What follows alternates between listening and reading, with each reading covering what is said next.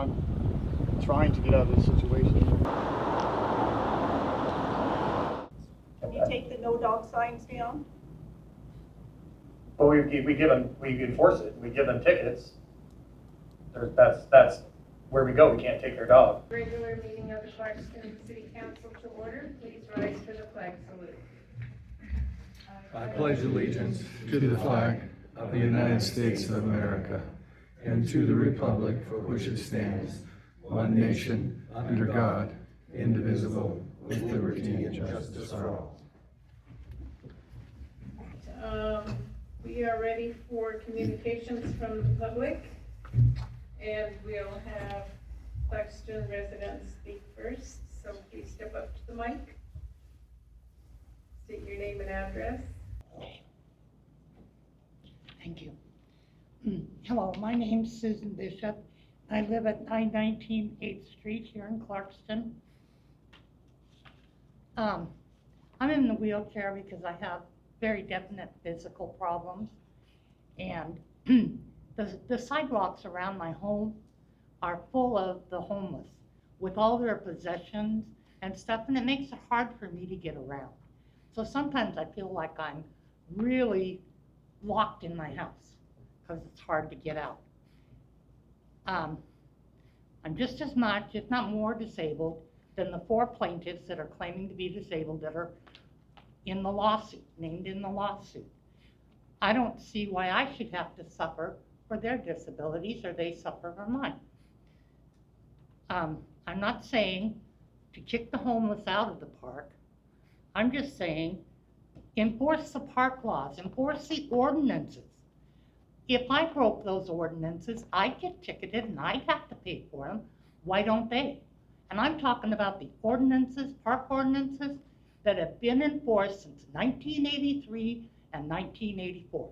Not the new one.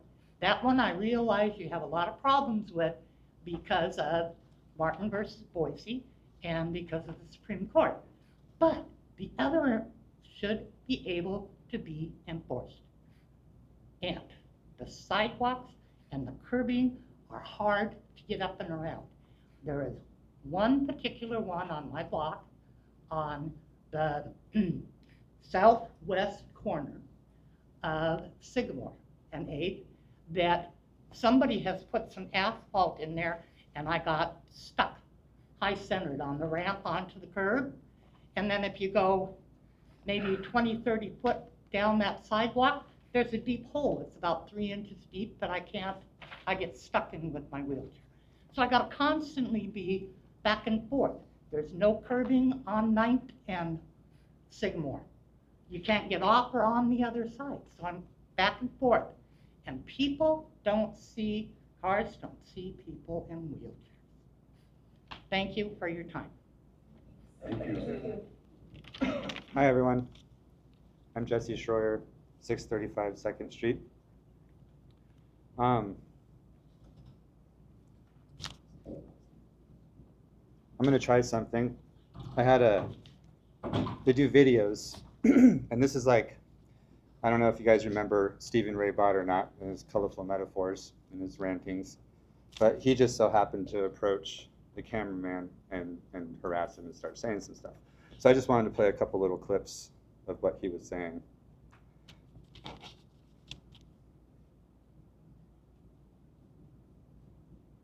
See if you can hear this.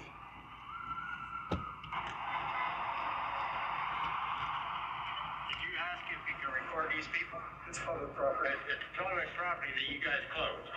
Oh, it's fine. Yeah. Anything that's in public can be filmed. That ain't public when you fucking close it. That's public. This is all. Sorry about the language. No one's allowed there. From a third time, that I'm telling you. The law. The law is. First Amendment right. I can record anywhere in public. Anything that I can see is illegal. There's They gave you permission. It's like me on a recording what's going on. this one. This one's interesting. Hang on, let me get to it.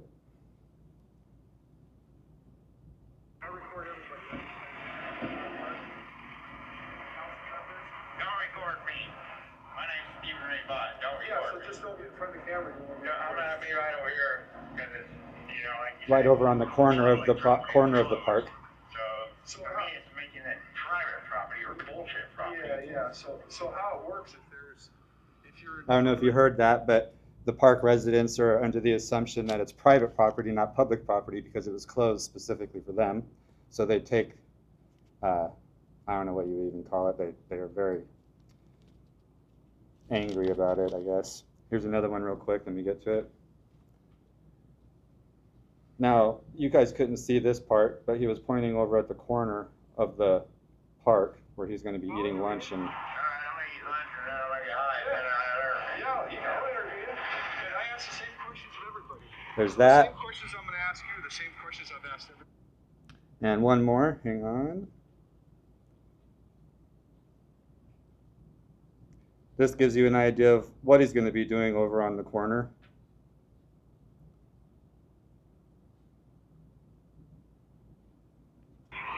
Their rights and how they feel. I'm going for their rights and their rights and their rights and your rights and my fucking rights. Yeah, Not you so got their everybody, way anyway. even though you might not agree with them, they have the They right need to go look in the mirror. Every one of them holding them fucking signs that don't know shit about what's going on. They just hear, they go, oh fuck. Or they scare Again, the shit sorry out of about the people in language. house. Oh, well, they've got their dog food, so they're smoking meth. I smoke fucking meth and it ain't that guy's business or any of these fucks over here. It's But you mine. gotta understand So, where he's coming from. It's like, man. They're openly, they'll tell you right to your face that they're doing dope, meth, whatever. This is what they think of the park. It's theirs. Anybody that comes near it, this gentleman that took this interview was standing on the other side of the property in their church and was approached. Like, this is how they treat the park. It's theirs. It's private now, and they're going to defend it however they see fit. So, I don't know. Time. Okay. Thank you. I am Miranda, and I live in the Port area. I wanted to ask you guys today for support in the Senate Bill 5332. It will prohibit locating homeless encampments within 1,000 feet of public or private schools and early learning. I also have some questions about your homeless task force. How often do you guys meet? Who is on the task force?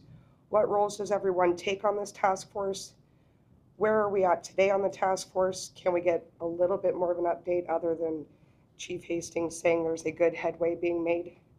And last but not least, how much does this cost and how often? Thank you. Hi there, Jennifer Graham. I live in Lewiston and own a home right across from Foster Park. Regarding Foster Park, since May 13th through this morning, there have been another 77 calls to the police, an average of more than 2 calls per day. These calls include vagrancy, abandoned property, dogs running loose, vicious animal, assault, harassment, drugs, trespassing, code violations, and civil offense. Last night, there were at least 10 tents up in the park. That is between 10 and 20 plus campers as neighbors of the Foster Park neighborhood. How many of you have had to call the police on your neighbor 2 times every day for various reasons? There are some in the park that continue to push the boundaries, from setting up their tents before the ordinance allows to piling their camping gear on the sidewalks and strewing around the park. This isn't about the involuntary homeless that abide by the ordinance and laws. Regarding enforcing the ordinance and Washington laws, at the previous meeting, some of you stated the city's hands are tied, and violating someone's civil rights would show incredible poor judgment by the city. However, by not enforcing the ordinance and laws, you have given each and every one of the campers permission to do as they wish, with no consequences other than a tongue lashing. So I ask again, why can't you start banning the repeat offenders from the park for 30 days once they've been warned? Punishment for breaking the law has nothing to do with violating their civil rights. What about the civil rights of the taxpayers who live directly across from this and the wheelchair-bound using the sidewalks? Thank you. Thank you. We're ready for council comments. I have a couple things. Is there a homeless task force operating outside of the Soton County Alliance house? Not that I'm aware of, Okay, so Miranda, there's the one group. It is I think it's a private nonprofit that is trying to raise funds to get something done. I'm sure of Soton County, you guys have a homeless task force that you're aware of? we're involved in the same one. So we do. okay. So there's a governing board and a board of directors that's working. There's, as far as I'm aware, there's no funds from the city. It doesn't cost anything for the group to do what we're doing right now. We meet once a week, and just, we're having discussions and trying to find our way to where we want to be, which is getting that park back to how it was, so that we were able to enforce camping ordinances. And we have the best solutions available to us. So that's the direction that group is working in. There's retired and private business people, people who work just in a couple different industries, and then a county commissioner and Chief Hastings, and a couple other just Clarkston residents that are on the advisory board, and we're working with QEH. So that's all, and we're still, I don't want to get ahead of, give out information before we're ready, because it could interfere with what we're trying to do. So we have a group and we're working ahead, and we're actively meeting and working. So the goal, hopefully by the end of this year, we have something up and running, and we can then enforce camping ordinances in our parks and in public. That's the goal. The other one, I just wanted to ask you about the ordinance enforcement that was brought up, blocking the sidewalks, because that is a civil rights violation via American with Disability Act, to have the sidewalk blocked like that. What are we doing? I want to let people know that we're trying to address all of these situations. We're actively working on it. What do you have for us there? Yeah, so we try to go to the park every morning and make sure that everyone's out, they don't block the sidewalk. I think last week we wrote several citations for people that were violating the ordinance. And we'll make sure that they move their stuff off the sidewalk. But we're not always there. I know last week at one time we had several calls going on at the same time, and couldn't be there with the limited staff we have, but when we were available, we went back to the park and made sure that everything was off the site.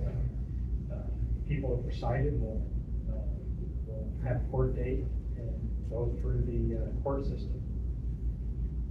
And I think we've talked about it between ourselves, but with the dogs in the park, how we can't take a dog from somebody.